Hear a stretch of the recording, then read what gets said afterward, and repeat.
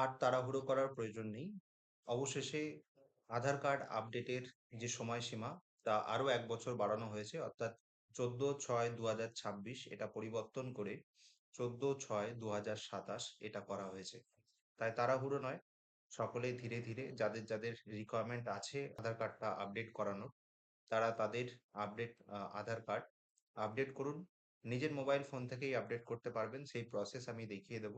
যারা একান্তই নিজের মোবাইল ফোন থেকে আপডেট করতে পারবেন না, তারা তাদের নিয়ারেস্ট যেখানে এই ধরনের কাজ হচ্ছে আধার কার্ড আপডেট করার জন্য, সেই জায়গায় গিয়ে কিন্তু আপনারা করিয়ে নিন আপনাদের আধার কার্ড আপডেটটি। নতুবা পরবর্তী সময়ে হয়তো এটা চার্জেবল হতে পারে। সেটা কত চার্জ হতে পারে সেটা কিন্তু এখনো পর্যন্ত কিছু ঘোষণা হয়নি। তাই এই যে ১ বছর সময় আছে, এই ১ বছর সময়ের মধ্যে নিজেদের আধার কার্ড আপডেট করে নিন। আসুন আমরা পরবর্তী প্রসেস দেখি কিভাবে আধার কার্ড আপডেট করতে হবে। প্রথমেই আপনাদেরকে Google Chrome ব্রাউজার ওপেন করে নিতে হবে। ওপেন করার পর আপনারা যে আধারের যে ওয়েবসাইট আছে, এখানে দেখুন আমার কাছে সেভ করা আছে, তাই আমি আর সার্চ করছি না, আপনাদেরকে দেখিয়ে দিচ্ছি। এখানে এরকম একটা ইন্টারফেস খুলে যাবে।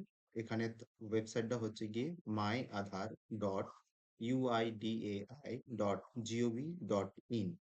এইটাতে আপনারা লগ ইন করলেই কিন্তু এরকম একটা ইন্টারফেস আপনাদের সামনে খুলে যাবে।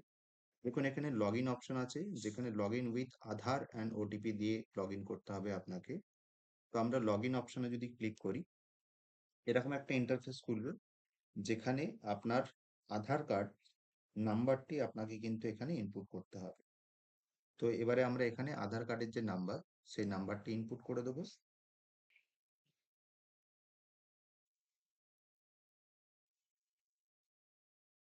নাম্বারটি এন্টার করার পর এই যে এখানে ক্যাপচা কোড আছে, এই ক্যাপচা কোডটা আমাদেরকে এখানে এন্ট্রি করে দিতে হবে। ক্যাপচা কোডটা এন্ট্রি হলে লগ ইন উইথ ওটিপি, ওটিপির জন্য আমরা রিকোয়েস্ট করব। ওটিপি রিকোয়েস্ট করলে ওটিপি এখানে চলে আসবে।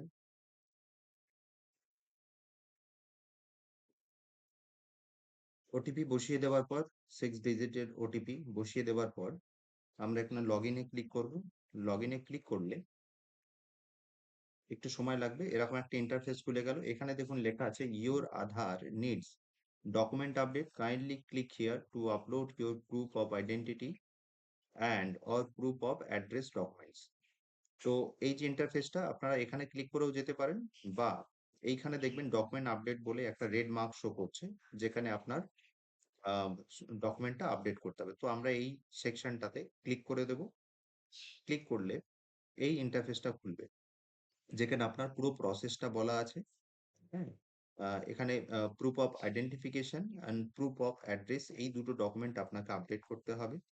এখানে দেখুন free of cost till 14 June 2027 পর্যন্ত। ওকে, তো এইটা কিন্তু 2027 পর্যন্ত করে দিয়েছে আপাতত, আমরা এটাকেও করতে পারি।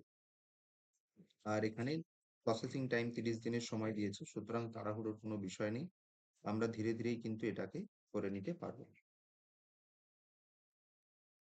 এখানে প্রসেস দেখুন, এই 4টে প্রসেসে কিন্তু কমপ্লিট হবে আমাদের কাজটা।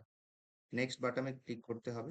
নেক্সট বাটনে যদি আমরা ক্লিক করি, তাহলে যে বেনিফিশিয়ারি আছে তার নাম, gender, date of birth, address এখানে কিন্তু শো করবে। এই যে মার্কটা আছে, টিক মার্ক, চেক বক্স, এখানে আমরা একটা ক্লিক করে দেবো। ক্লিক করার সঙ্গে সঙ্গে এখানে নেক্সট বাটনের অপশনটা ওপেন হয়ে যাবে। নেক্সট বাটন ওপেন করলে আমরা এখানে দেখুন, এখানে ডিটেলস দিয়ে দিয়েছে আপলোড ডকুমেন্টস। কি করতে হবে, সাইজ হচ্ছে 2 MB মধ্যে হবে, আর এই ফরম্যাটে হতে হবে, জেপিইজি বা পিএনজি বা পিডিএফ, এই 3টে ফরম্যাটের মধ্যে যে কোনো একটি ফরম্যাটে 2 MBর মধ্যে আমাদের এই ডকুমেন্টটাকে রেডি করে নিতে হবে আগে থেকে। তো এখানে দেখুন প্রুফ অফ আইডেন্টিটি যেটা আছে, এখানে ক্লিক করলে আপনার কাছে 25টা অপশন খুলে যাবে। আপনার যে অপশনটা আপনার কাছে ডকুমেন্ট আছে রেডি করা, আপনি সেই অপশনটা ক্লিক করে নেবেন। আমরা এখানে রেশন কার্ড সিলেক্ট করছি এই অপশনটাতে, আইডেন্টিফিকেশনে, এবং এখানে দেখুন সিলেক্ট সাপোর্টিং ডকুমেন্ট, এইটাতে ক্লিক করলে কন্টিনিউ টু আপলোড, যখনই আপনি ক্লিক করবেন তখন এখানে আপনার কাছে যে ডকুমেন্ট আগে থেকে রেডি করা আছে, সেই ডকুমেন্টগুলো আপনি কি করবেন, সেখান থেকে সিলেক্ট করে নিলেন। আমি এখান থেকে রেশন কার্ড সিলেক্ট করলাম, করলেই এখানে দেখুন 100% দেখাচ্ছে, অর্থাৎ এটি কিন্তু আপলোড হয়ে গেল। এরপরে আমরা অ্যাড্রেস প্রুফ দেখবো। অ্যাড্রেস প্রুফের জন্য একইভাবে আমরা এখানে ভোটার কার্ডটা ইউজ করে নিচ্ছি।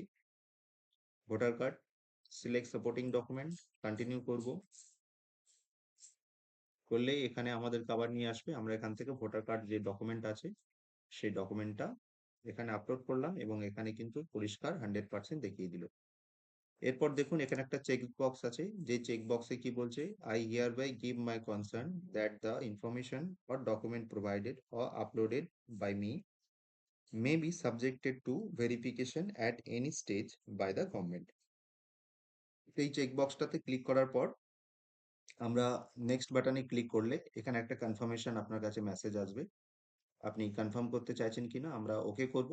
ঠিক আছে, সমস্তটাই করার সঙ্গে সঙ্গে এখানে দেখুন দিয়ে দিয়েছে, the service is free of cost till 14ই জুন 2027। সুতরাং যেটা কাল পর্যন্ত 2026 ছিল, এটা কিন্তু সময় বাড়িয়ে 2027 করা হয়েছে। সুতরাং তাড়াহুড়োর কিচ্ছু নেই, নিজেদের মতন করেই আপনারা নিয়ারেস্ট যে সেন্টার আছে সেই সেন্টারে যান, গিয়ে এটাকে আপডেট করুন। এখানে দেখুন সাবমিট যে অপশন আছে, এই সাবমিট অপশনে ক্লিক করলে আপনাদের এরকম একটা টাইমার আসবে, যেটা 15 সেকেন্ডের মধ্যে আপনার কাজটাকে কমপ্লিট করবে। আপনি যে মোবাইল নাম্বার লিঙ্ক আছে সেই মোবাইল নাম্বারে আপনার কনফার্মেশন একটা মেসেজ চলে যাবে এবং এখানে দেখুন একটা এসআরএন যে নাম্বার, সেই নাম্বার আপনার কাছে চলে এসেছে। এইটা দিয়ে পরে আপনি স্ট্যাটাস চেক করে দেখতে পারবেন এবং আপনি এখান থেকে আপনার যে অ্যাকনলেজমেন্ট সেটা কিন্তু আমরা ডাউনলোড করে নিলাম।